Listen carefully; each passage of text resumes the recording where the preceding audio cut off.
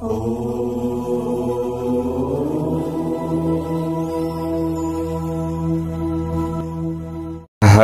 ओम स्वस्ति श्री गणेशाय नमः।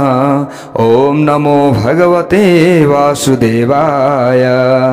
संचिन्तयेत् भगवतः शरणारविन्दं वज्राङ्कुशध्वज सरोरुहलाञ्छनाढ्यम् उत्तुङ्गरक्तबिलसन्नखचक्रवाल ज्योत्स्नाभिराहतमहद् हृदयान्धकारम्। कृष्णाय वासुदेवाय हरे परमात्मने प्रणतक्लेशनाशाय गोविन्दाय नमो नमः। चतुर्मास भागवत कथा श्रीमद् भागवत महापुराण तपाईं हामी श्रवण गर्दै आइरहेका छौं। श्रीमद् भागवत महापुराण भित्रका कथाहरूलाई यो चतुर्मास व्रतको पावन समयमा हामीले श्रवण गर्दैछौं र श्रवण गर्दै गर्दै आउने क्रममा आजको नयाँ भाग 34 भागमा तपाईं हामी आइपुगेका छौं। सर्वप्रथम तपाईं र तपाईंको परिवारमा भगवानको कृपा बनिरहोस् यही कामना हामीले गरिरहेका छौं र सबैका पितृहरू प्रसन्न बनुन् र सबैलाई राम्रो होस् हामीले यही प्रार्थना गर्दछौं। हो प्यारा भक्त भागवतहरू, हामीले हिजो श्रवण गरेका थियौं कि देवहूति माताले उनी कपिल भगवानसँग प्रश्न गर्नुभएको थियो। देवहूति माताकै पुत्रको रूपमा भगवान श्री हरि नारायण कपिल भनेर आउनु भएको छ, यानी कि यतिखेर उहाँको नाम के छ? कपिल छ। कपिल भगवानको जय होस्। धेरै प्रश्नहरू सोध्दै हुनुहुन्छ देवहूति माताले, भगवानको ध्यान कसरी गर्नुपर्दछ यसरी प्रश्न गर्नुभएको छ। त्यसपछाडि कपिल भगवानले भन्नुहुन्छ, माताजी सबैभन्दा अगाडि भगवानको श्री चरण कस्तो छ त्यसको हामीले ध्यान गर्नुपर्दछ। भगवान श्री हरिको श्री चरण कस्तो छ त भगवानको? हामीले सर्वप्रथम पावन भूमिको चयन गर्नुपर्दछ, शुद्ध आसनमा बस्नुपर्दछ, प्राणायामद्वारा मनलाई शुद्ध बनाउनु पर्दछ, अनि भगवानको चरणको ध्यान गर्न आरम्भ गर्नुपर्दछ। सबैभन्दा अगाडि भगवानको पादतल तल पैतालाको हामीले के गर्नुपर्दछ? ध्यान गर्नुपर्दछ। भगवानको पैतालामा वज्र, अंकुश, ध्वजा आदि विभिन्न चिन्हहरू रहेका छन्, यसको ध्यान गर्नुपर्दछ। त्यसपछाडि पैतालाको त्यो लालिमाको रातो जुन लालिमा छ त्यसको स्मरण गर्दै गर्दै अगाडि बढ्नुपर्दछ। भगवानको नख चन्द्रिकाको स्मरण गर्नुपर्दछ। भगवानको नख चन्द्रिकाबाट यस्तो प्रकाश निस्किएको छ कि जुन प्रकाशले सारा अन्धकारलाई हटाएको छ, त्यसको स्मरण गर्दै गर्दै अगाडि बढ्नुपर्दछ। त्यहाँबाट मास्तिर अब पैताला तल रातो नखचन्द्रिकाबाट ज्योति निक्लिरहेको सेतो नखचन्द्रिका र त्यहाँभन्दा मास्तिरको भाग छाला हल्का श्याम वर्णको, यसरी स्मरण गर्दै गर्दै अगाडि बढ्नुपर्दछ र माथिका अनेक अङ्ग त्यस पछाडि हामीले स्मरण गर्नुपर्दछ। यसरी तलबाट माथितिर ध्यान गर्दै स्मरण गर्दै हामी जानुपर्दछ। यो हो ध्यानको विधि। यसरी हामीले भगवानको चिन्तन गर्नुपर्दछ। सबैभन्दा अगाडि भगवानको रूप सुधाको दर्शन होइन कि चरण कमलको दर्शन गर्दै गर्दै गर्दै गर्दै माथि आइयो भने हाम्रो के हुन्छ? कल्याण हुन्छ। यसरी कपिल भगवानले देवहूति मातालाई भन्दै हुनुहुन्छ। अगाडि गएर देवहूति माताले प्रश्न गर्नुभएको छ, अरे छोरा, भक्त कति प्रकारका हुन्छन् त? भगवानका भक्तहरू कति प्रकारका हुन्छन्? कपिल भगवानले अगाडि गएर भन्नुभयो, उहाँले भन्दै हुनुहुन्छ, प्राकृतिक जो प्राकृत भक्त हुन्छन्, साधारण भक्त जसलाई भनिन्छ, तिनले भगवानलाई मन्दिरमा मात्र देख्छन्। मन्दिरमा मात्र जसले भगवानलाई देख्छन्, मूर्तिमा मात्र भगवानलाई देख्छन् भने ती के हुन्? प्राकृत भक्त हुन्। यहाँनिर भन्दै हुनुहुन्छ। अब त्यस पछाडि मध्यम कोटिका भक्त हुन्छन्। कस्ता भन्दा अब भगवानको दर्शन मन्दिरको मूर्तिमा गरिराखेका छन्। अब त्यही दर्शन चाहिँ यताउता हिँड्ने साधु सन्त आदिमा उनीहरूले गर्छन् भने उनीहरू के हुन्? मध्यम कोटिका भक्त हुन्। अब उनीहरूलाई के भन्नुपर्दछ? मध्यम कोटिको भक्त। तर प्रत्येक शरीरधारी, प्रत्येक देहधारी भित्र भगवान हुनुहुन्छ भनेर भगवानको दर्शन गर्दछन् भने ती के हुन्? उत्तम कोटिका भक्त हुन्। सबै शरीरधारीमा भगवान देख्न थाले भने ती के हुन्? उत्तम कोटिका भक्त हुन्। तीन प्रकारका भक्त। अब अर्का प्रकारका भक्त पनि हुन्छन्। अहम सर्वेषु भूतेषु भूतात्मा अवस्थितः सदा तव ज्ञाय मां मर्त्यः कुरुतेर्चा विडम्बनम। कपिल भगवानले अगाडि गएर भन्नुहुन्छ, म समस्त देहधारीमा के छु? विद्यमान छु। म नारायण के छु? सबै देहधारीहरू भित्र रहेको छु। अब म सबैको देहमा रहेको छु भने कोही पनि व्यक्तिले एक अर्कामा द्रोह गर्छन्, उनीहरूले एक अर्कामा रिसारिस गर्छन् भने त्यो मसँग उनीहरूले द्रोह गरेका हुन्। यसरी बुझ्नु पर्दछ र शान्त रहन सिक्नु पर्दछ। अब यसरी सबैमा भगवान देख्न थाले व्यक्तिले भने उसले सम्झन्छन् कि ओहो मैले त भगवानसँग द्रोह गर्दैछु। उसलाई यो तुरुन्त लागिहाल्छ त तुरुन्त उसमा रिस शान्त भइहाल्छ, सम्झिहाल्छ के उसले ओहो मैले त गल्ती गरेँ, हुँदैन हुँदैन, म त क्रोधी बन्नु हुँदैन। तुरुन्त उसले सम्झन्छ र उसले अवश्य पनि कल्याणको बाटोलाई अब रोज्दैछ भनेर सबैले बुझ्नु पर्दछ कि अब किनभने उसको त रिस शान्त भइहाल्यो नि, धेरै ठुलो हुनसक्ने घटना दुर्घटनाबाट ऊ बच्यो, उसलाई मैले के गर्दैछु? कृपा गर्दैछु। यसरी परमात्मा हरेक व्यक्तिहरूमा परमात्मा हुनुहुन्छ, सबैमा विद्यमान हुनुहुन्छ। यसरी देख्छन् भने ती व्यक्ति के हुन्? उत्तम कोटिका भक्त हुन्। अब व्यक्तिले कतिले सकाम भावले भगवानको आराधना उपासना गर्छन्, कतिले निष्काम भावले भगवानको आराधना उपासना गर्छन्। अब कति त यस्ता पनि हुन्छन् कि चाहे भगवानले मलाई दिनुहोस् नदिनुहोस् तर मेरो कर्तव्य के हो? भगवानको सेवा गर्ने हो। किनभने भगवानले त मलाई यत्रो शरीर दिनुभएको छ, संसार हेर्ने आँखा दिनुभएको छ, राम्रा कुरा सुन्नका लागि कान दिनुभएको छ, खानका लागि मुख दिनुभएको छ, भगवानको नाम जप्नका लागि जिब्रो दिनुभएको छ, मुख दिनुभएको छ, राम्रो कुरा बोल्नका लागि।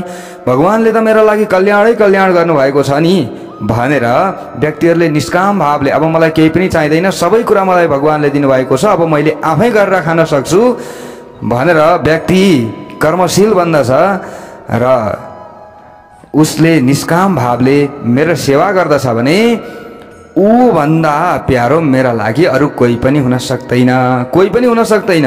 न तथा मे प्रियतमः आत्मा योनिर्न शङ्करः। हेर्नुहोस् है प्यारा भक्त भागवतहरू, भक्तको महिमा एकादश स्कन्धमा भगवानले उद्धवसँग भन्नुभएको छ। उहाँले भन्नुभयो न तथा मे प्रियतमः आत्मा योनिर्न शङ्करः न च सङ्कर्षणो न श्रीर नैवात्मा च यथा भवान। भगवानले उद्धवसँग भन्नुहुन्छ, अरे प्यारो उद्धव, तिमी जस्तो मलाई प्यारो अरू कोही पनि लाग्दैन, किनभने तिमी मेरा लागि त्यति प्यारो छौ। तिमी त निष्काम भावले मेरो सेवा गर्छौ। भक्त जतिको प्यारो मलाई अरू कोही पनि लाग्दैन। तिमी जस्तो भक्त भन्दै हुनुहुन्छ क्या यहाँ। यसको मतलब अब उद्धव जस्तो भक्त हामी बन्ने प्रयत्न गर्नु पर्यो प्यारा भक्त भागवतहरू। यहाँ उहाँले भन्नुहुन्छ न तथा मे प्रियतमा आत्मा योनिर्न शङ्करः। आत्मा योनि ब्रह्माजीलाई पनि म त्यति प्यारो ठान्दिनँ। मेरो छोरो भए तापनि म त्यति माया गर्दिनँ ब्रह्माजीलाई पनि। शङ्कर बाबालाई पनि म त्यति माया गर्दिनँ। बलरामजी जो मेरा दाजु हुनुहुन्छ उहाँलाई पनि म त्यति माया गर्दिनँ। अरू त अरू के मेरी अर्धाङ्गिनी लक्ष्मीलाई पनि म त्यति माया गर्दिनँ। मेरा लागि पनि लक्ष्मी त्यति प्यारी छैनन्। अनि को प्यारो हुनुहुन्छ त तपाईँका लागि भन्दा भक्त जति मेरा लागि प्यारा छन् त्यति त न ब्रह्माजी न शंकर न मेरा दाजु बलराम न मेरी पत्नी नै लक्ष्मी किन नहोस्, मेरो भक्त नै प्यारो हो। भक्तवत्सल भगवानको जय होस्। भगवानले यसरी भन्नुभएको छ एकादश स्कन्धमा। पछि हामीले हेरौँ अब कति कथा गर्दै गइन्छ, बिचमा आउन सक्छ त्यो कथा प्रसङ्गहरू। अब भगवानले यहाँ भन्नुहुन्छ कि भगवानले भक्तहरूको बारेमा यस्तो कुरा भन्नुहुन्छ कि कतिपय भक्तहरू त म दिन्छु तिम्रा लागि लाउ न भन्दाखेरि पनि भक्तहरूले लिन मान्दैनन्। त्यस्ता हुन्छन् भक्त। तर हामी त अलिकति केही पूजापाठ गर्न बस्छौँ, होइन प्रभु मलाई त यो चाहियो त्यो चाहियो, होइन मलाई त हुँदै भएन भने म त भोलिदेखि पूजै गर्दिनँ सेवै गर्दिनँ। ल हामी त त्यस्ता भक्त छौँ। अनि हुन्छ हामी उत्तम कोटिको भक्त बन्न सक्नु पर्यो। प्यारा भक्त भागवतहरू हेर्नुहोस् है, प्यारा भक्त भागवतहरू। यहाँनिर एकजना नामदेव नाम गरेका भगवानका भक्त हुनुहुन्थ्यो। उहाँले एक दिन ठाकुरजी उनी भगवानसँग सोध्नु भएछ कि हे भगवान, हे प्रभु, तपाईँ त भक्तवत्सल कहलिनुहुन्छ, तपाईँ त भक्तवत्सल हुनुहुन्छ नि, सबैको प्यारो हुनुहुन्छ, सबैले यसो भन्छन्। तर म धेरै दिन अगाडिदेखि देख्दैछु तपाईँका ती दुई भक्त एकदम टेन्सनमा घुमिरहेका छन्। मलाई लाग्दैछ उनीहरू टेन्सनमा छन् अथवा उनीहरू दुःखमा छन्। मलाई यस्तो लागिरहेको छ दुःखमा उनीहरू घुमिरहेका छन्। तपाईँका दुई भक्त हुन् ती। नामदेवजीले साक्षात् भगवानसँग वार्तालाप गर्नु हुँदो रहेछ कि हेर्नुहोस्, त्यति प्यारा हुनुहुन्थ्यो नामदेवजी। यो कथा प्रसङ्ग छ। अनि भगवानले सोध्नु भएछ, अरे नामदेव, को मेरा भक्त दुखी छन् र? मेरा भक्त त दुखी हुँदैनन्, दुःख मान्दैनन्, आफूलाई दुःख परे तापनि कहिले पनि। नामदेवजीले भन्नुभयो, उहाँ हेर्नुहोस् त ऊ देखाइदिनु भयो कि ती राका र बाँका नाम गरेका दुई भक्त पति पत्नी दुवैजना तपाईँका भक्त हुन्। तर तिनीहरू बिचारा हेर दिनभरि जङ्गलमा जान्छन्, दाउरा काट्छन्, ल्याएर बजारमा बेच्छन्, राम्रो मूल्य पनि पाउँदैनन्, कोही बेला दाउरै भेट्दैनन्। कति गाह्रो छ उनीहरूलाई। उनीहरूले एक दिन जङ्गलमा गएर दाउरा ल्याएर बजारमा बेचे भने उनीहरूको घरमा चुला बल्यो, नत्र उनीहरूको घरमा चुलै बल्दैन। त्यस्तो अवस्था छ। फेरि तपाईँका भक्त हुन्, किन हो उनीहरूलाई तपाईँले हेर्नुहुन्न? नामदेवजीले यसरी सोध्नु भएछ। हेर्नुहोस् है प्यारो भक्त भागवत, उनीहरूले एक दिन दाउरा बेच्न पाएनन् भने त उनीहरू भोकै सुत्छन्, भोकै उनीहरू सुत्छन्। तपाईँलाई थाहा छैन? एक दिन त कमसेकम उनीहरूलाई राम्रो भोजन खान मिलोस् न, यति त कृपा गरिदिनुहोस्। नामदेवजीले भगवानसँग यसरी भन्नुभएछ। भगवानले भन्नुभयो, अरे नामदेव, हो तिमीले ठिकै भन्यौ, यी राका बाका मेरा भक्त हुन्। मलाई थाहा छ, मैले बहुत कोसिस गरिसकेँ यिनीहरूलाई दिन, तर यिनीहरूले लिनै मान्दैनन्। नामदेवजी अचम्ममा पर्नुभयो। अरे प्रभु, कसरी त्यस्तो हुन सक्छ? तपाईँले दिन चाहने उनीहरूले लिन नचाहने यस्तो पनि हुन्छ त प्रभु? भइरहेछ। ल तिमी हेर्न चाहन्छु प्रभु। भगवानले अब नामदेवजीलाई सँगसँगै लिएर जानुभयो र देखाइदिनु भयो। अब राका र बाका जङ्गलतिर जाँदै थिए। हेर्नुहोस् है, पति पत्नी दुवैजना जङ्गलतिर जाँदै थिए दाउरा खोज्नका लागि। भगवानले स्वर्ण मुद्रा एउटा कपडामा पोको पार्नुभयो र अदृश्य रूपमा अलिक अगाडि गएर राका र बाका जाँदै थिए। जाँदै हतार अगाडि गएर त्यो स्वर्ण मुद्रा पोको राखिदिनु भयो र अब यो पोको के हो चिन्दैनन् होला भनेर यसो दुई चारवटा मुद्रा चाहिँ बाहिरपट्टि यसो छरिदिनु भएछ। भगवानले त्यहाँबाट अन्तर्ध्यान भइहाल्नु भयो। अब यताबाट पति अगाडि अगाडि पत्नी पछाडि पछाडि जाँदै थिए। पतिले हतार हतार देखे अगाडि, देखिसकेपछि यी पतिले सम्झे ओहो पत्नी त पछाडि आउँदैछिन्, अब म त यो भेटाएको सुन टिप्दिनँ, किनभने सुन टिप्यो भने त दशा लाग्छ नि, त्यो त अलग कुरा भयो। तर यी राँका र बाँका यति भक्त थिए भगवानको, उनीहरूले यो सुनलाई पनि माटै ठान्दा थिए। हेर्नुहोस् है, अब यी पतिले के गरे भने हतार हतार माटोले छोप्न थालेछन् के। अब पत्नी आउँदैछ, भाइ यसमा चाहिँ लोभ आउँछ कि लालच आउँछ कि, यो सुन देखेर भरे फ्याट्टै टिपी भने त टिपिन पत्नीले भने त मलाई त फेरि राम्रो लाग्दैन, यो त फेरि हामीले दशा लागेको हो। ती पतिले हतार हतार त्यो सुनलाई छोप्दै रहेछन् के, छोप्दै रहेछन्। छोप्दा छोप्दै पछाडिबाट पत्नी आइपुगिन्। पत्नीले भनिन्, अरे पतिदेव, तपाईँले यो माटोले किन छोप्दै हुनुहुन्छ? पत्नीले यति भन्ने बित्तिकै त ती जो पति थिए नि, पति तीन छक्का परे। ओहो देवी, मैले त तिमीले पछि पछि आउँदै थियौ, पक्कै पनि सुन टिप्छौ होला भनेर छोप्दै थिएँ।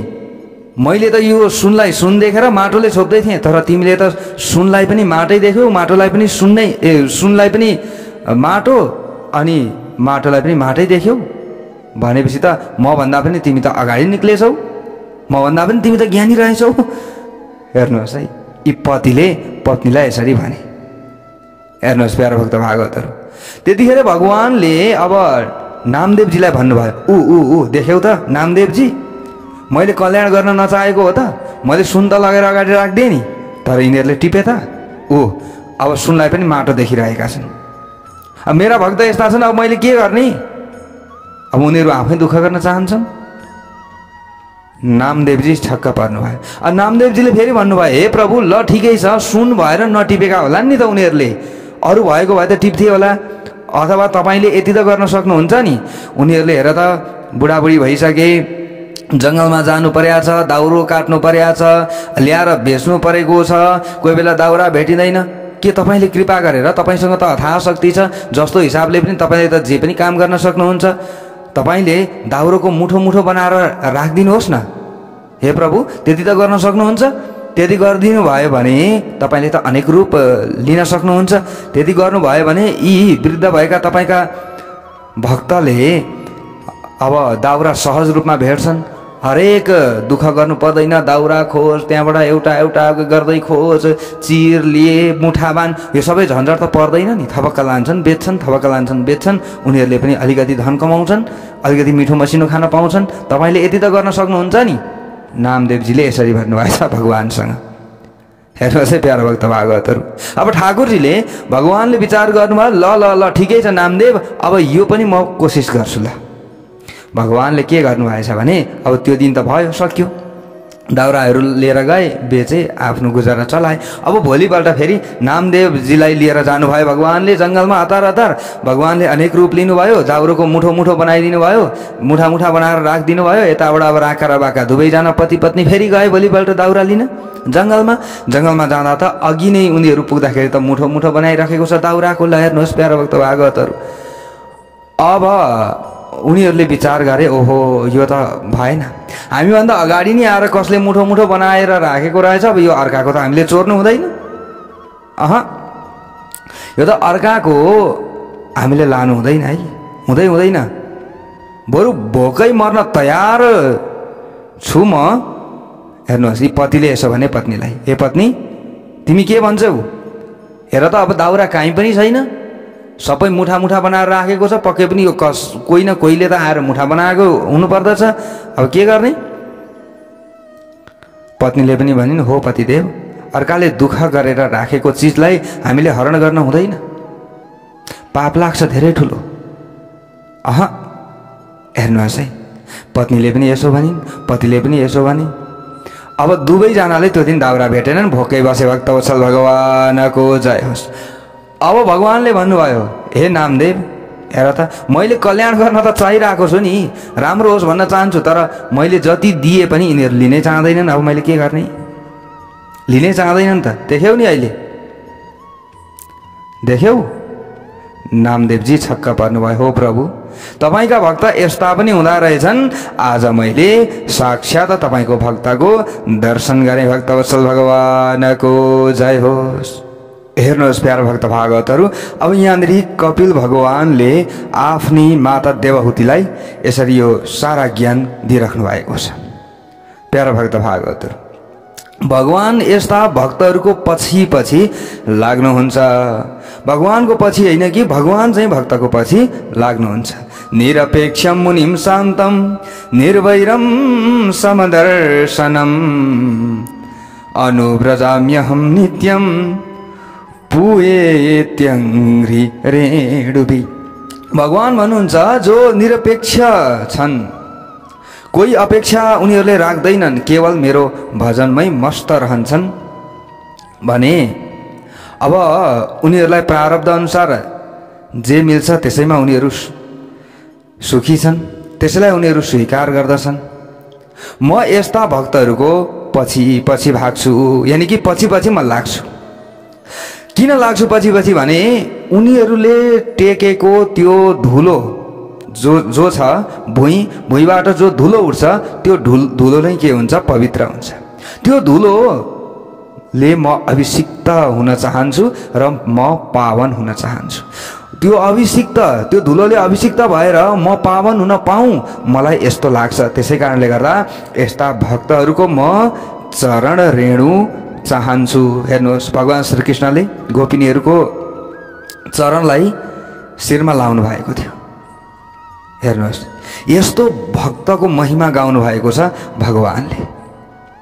कपिल भगवानले अगाडि गएर भन्नुहुन्छ, माताजी, जो व्यक्ति हरिको भजन गरेर संसारमा रहन्छन्, उनीहरूले विषयको भोग गर्दैनन्, हरिको भजन गर्छन् भने उनीहरू पार तर्छन्। तर अब जो हरिको भजन नगरेर संसारको विषयको भजन गर्दछन् भने त्यस्ता विषय जो सक्त संसारी जीव छन्, तिनीहरूलाई लिनका लागि त भगवानका दूत आउँदैनन् है माताजी। उनीहरूलाई लिनका लागि त यमराजका दूत आउँछन्। यो के हो? संसार त एक दुःखको तन्त्र हो। गृहेषु कुटधर्मेषु दुःख तन्त्रे स्वतन्त्रितः कुर्वन् दुःख प्रतिकारम सुखवन मन्यते गृही। हेर्नुहोस् है प्यारा भक्त भागवतहरू, कस्तो राम्रो कुरा। संसारका प्राणी, संसारका जति पनि प्राणीहरू छन्, उनीहरूले सुख के हो त्यो जान्दैनन्। दुःखको निवारणलाई नै उनीहरूले सुख भनेर जान्दछन्, त्यति हो जानेको, अरू केही छैन। जब दुःखको निवारण हुन्छ नि, त्यतिखेर म सुखी भएँ भनेर व्यक्तिले भन्छ। जस्तै हामीले टाउकामा भारी चिज केही बोक्यौँ, टाउकामा नि बोरामा विभिन्न सामानहरू लगाएर टाउकामा बोकेर जाँदै थियौँ। टाउको अत्यन्त गरम भयो, टाउकोमा निकै साह्रो भयो। अब त्यसबाट हामीले काँधमा सार्यौँ भने अब हामीले सोच्छौँ कि ओहो हामीलाई आनन्द आयो भनेर सोच्यौँ। तर त्यो भारी त हाम्रो शरीरमै छ नि। टाउकोलाई थोरै हल्का भएको हो, तर हाम्रो यो शरीर, यो काँधमा त सरो। हामीलाई पूर्ण आनन्द भएको छ त छैन। तर हामीले सोच्छौँ कि ओहो हामीलाई आनन्द आयो। त्यतिखेर ठन्डा हावा पनि चलोस् होइन। यहाँ हाम्रो शिरमा बोझ भइरहेको चिजलाई हामीले ढाडमा राख्यो अथवा काँधमा राख्यो, त्यतिखेर सर्र हावा चल्यो भने आहा कति आनन्द आयो भनेर हामीले सोच्दछौँ। तर त्यही भार हो, त्यही टाउकाको भारलाई काँधमा राखेको हो, त्यही भारलाई हामीले अलिकति ठाउँ सारेको हो। तर अब त्यो दुःखको निवारण भयो, त्यहाँनिर पूर्ण दुःखको निवारण पनि होइन, थोरै दुःखको निवारण भयो। तर त्यसैलाई हामीले के मान्यौँ? आनन्द मान्यौँ, हामीले त्यसैलाई सुख मान्यौँ। हेर्नुहोस् है प्यारा भक्त भागवतहरू, अब हामी अज्ञानीहरूले यति नै जानेका छौँ, अरू जानेका छैनौँ। अब हामीलाई भोक लाग्यो, भोक लागिसकेपछि अब भोजन पाइयो, टन्न भोजन पाइयो, खाइयो। खाइसकेपछि अब एकैछिन पछाडि हामीले सोच्छौँ ओहो आनन्द आयो, टन्न खान पाइयो, कति आनन्द आयो। तर एकैछिन पछाडि, अब 2 घन्टा पछाडि भोक लाग्छ, त्यो अहिलेको आनन्द कहाँ गयो थाहै छैन। हेर्नुहोस् है प्यारा भक्त भागवतहरू, त्यो एकछिन दुःख भएको थियो, के भएर? भोक लागेर। त्यो दुःखको निवारण त भयो नि हामीले खाना खाएर, अरू केही भएको छ त्यहाँ? केही पनि भएको छैन। तर त्यो दुःखको निवारणलाई नै हामीले आनन्दको संज्ञा दिउँ, सुखको संज्ञा दिउँ। विडम्बना त्यहाँ छ प्यारो भक्त भागवतहरू। अब हामीले सोच्नु पर्दछ कि यो सारा संसार नै के हो? दुःखालय हो। दुःखालयमा हामी आएका छौँ। अब हामीले भगवानको भजन गर्दैनौँ, यो शरीर वृद्ध हुन्छ। यहाँ कपिल भगवानले भन्दै हुनुहुन्छ माता देवहूतिलाई, हे माता, हामीले त्यो दुःखको अलिकति प्रतिकार गरियो, सुखको अनुभूति मात्र गरियो। अब शरीर जर्जर अवस्था हुँदै गयो, वृद्ध अवस्था हुँदै गयो, भगवानको नाम जपिँदैन कहिल्यै पनि। अब बुढो भइसकेपछि एउटा कृपण किसानले नि, लोभी किसानले जोत्ता जोत्ता जोत्ता गर्छ गोरुलाई, अनि बुढो भइसकेपछि त्यही गोरुलाई धक्का दिएर घरबाट निकालिदिन्छ। जहिले तहिले अब तैँले हलो जोत्न सक्दैनस्, अब तँलाई मैले पालेर के गर्ने? एउटा कृपण कन्जुस किसानले त्यसो गर्छ। भोलि हाम्रो हालत पनि यस्तै हुन सक्छ। त्यसैले बेलैदेखि भगवानको नाम जप्नु पर्दछ। भोलि त के हो बुढो अवस्थामा हामीले सकिन्छ सकिँदैन त थाहा छैन। भोलि वृद्ध भइसकेपछि यता शरीर दुख्छ, पनेटी कसेर बस्न सकिँदैन, यता ढाड दुख्छ, यता नसाको समस्या, यता सुगरको समस्या, प्रेसरको समस्या, उता के को समस्या। भगवानको नाम जप्न बस्यो, यता शरीर पोल्छ, यता शरीर चचक चचक गर्छ, अर्कोतिर दुख्छ।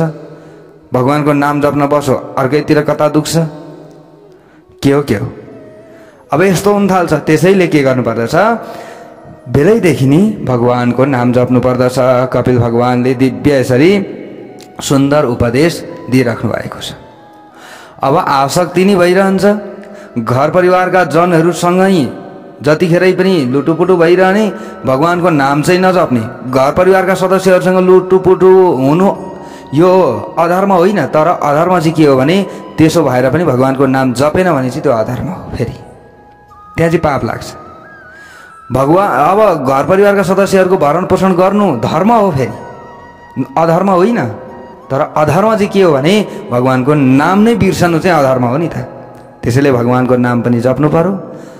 अब गृहस्थी भइसकेपछि घर परिवारका सदस्यको पनि रेखदेख गर्दै गर्नु पर्यो। तर बिहान बेलुका यसो हरे राम हरे कृष्ण चाहिँ जप्दै गर्नु पर्यो है माताजी। नत्र पछि फेरि यमराजका दूतहरू आउँछन्। यमराजका दूतहरू आइसकेपछि फड्कारेर त्यतिखेर हाम्रो चाहिँ यो देहलाई एकदम झकझक्याउँछन्। त्यस पछाडि हामीलाई लिएर जान उनीहरूले प्रयास गर्छन्। त्यतिखेर हाम्रो शरीरबाट सकन मूत्रम विमुञ्चति, मलमूत्र निक्लिन्छ अन्तिममा। त्यस पछाडि यमराजका दूतहरूले समात्छन्, पक्रिएर 99,000 योजन टाढा उनीहरूले घिसारेर नरकमा लगेर लगाइदिन्छन्। अब हामीले भजन नै गरेका छैन, भगवानको नाम नै जपेका छैन भने अरू के हुन्छ त उपाय? अन्तिममा तिनै यमराजका दूतहरूले लाने हुन्। अब बेलैदेखि हामीले भगवानको नाम जपेका छ भने अन्त्यामति सागति, अन्तिममा पनि भगवानको नाम हामीले जप्न सक्छौँ। अब त्यो हाम्रो चाहिँ अभ्यास नै छैन भनेपछि त सकियो भने फेरि त्यहाँनिर गाह्रो हुन्छ। अब अन्तिममा यमराजका दूतहरूले लगेर नरकमा लगाउँछन्। 100 वर्षसम्म त्यही नरकमा भड्कियो, यताउता हरेक कष्ट पायो। फेरि त्यस पछाडि भगवानले कृपा गर्नुहुन्छ, ल ठिकै छ अब यसले साह्रै कष्ट पायो, अब माताको घरमा पठाइदिउँ, एकचोटि मनुष्य बनाएर जन्माइदिउँ न त। अब एकचोटि 84 लाख योनिहरू कटाएर दुःख भोगाएर भगवानले अन्तिममा त फेरि कृपा त गर्नुहुन्छ नि। जलतल दुःखै मात्रै त कहाँ दिनुहुन्छ?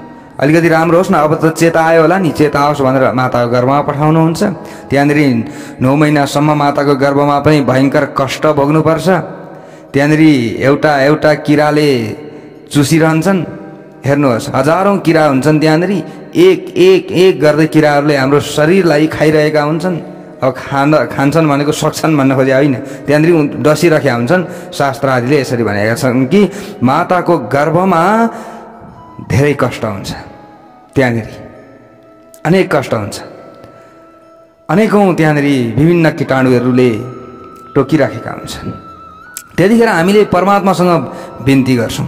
कपिल भगवानले यहाँ सुन्दर उपदेश दिँदै हुनुहुन्छ, हे माते अब त्यतिखेर जीवले नमस्कार गर्छ, प्रार्थना गर्छ, हे प्रभु हजुरले नरकमा पनि पठाउनु भयो, यातना पनि मैले खाएँ, अब म सौगन्ध खान्छु, अब म बाचा बाँच्छु, अब दोस्रोचोटि फेरि म यो संसारमा आउन नपर्ने गरी मैले कर्म गर्छु। हे प्रभु अब मलाई यो माताको गर्भबाट एकचोटि छुटकारा मिलोस्, त्यस पछाडि अरू म त छँदैछु नि, हजुरको जतिखेरै भजन गर्नेछु, जस्तो सुकै कष्ट परोस्, जस्तो सुकै दुःख परोस्, दुःख सुख त व्यक्तिलाई भइरहन्छ, पूर्वजन्मको कर्म पनि हुन्छ, हे प्रभु म तपाईँको नाम जप्न छोड्दिनँ भनेर जीवले माताको गर्भमा दुई हात जोडेर नमस्कार गरिरहेको हुन्छ। दुई हात जोडेर रुँदै पुकार्छ प्रभुलाई, हे प्रभु निकालिदिनुहोस् बाहिर, निकालिदिनुहोस् बाहिर, यसो भन्छ हे माता। कपिल भगवानले देवहूति मातालाई भन्दै हुनुहुन्छ। अनि भगवानले त्यतिखेर भन्नुहुन्छ, ए छोरा ल तिमी बाहिर निस्कन चाहन्छौ त? जीवले भन्छ, हो प्रभु म बाहिर निस्कन चाहन्छु। भगवानले कृपा गर्नुहुन्छ, प्रसुति वायुबाट बाहिर निकालिदिनुहुन्छ।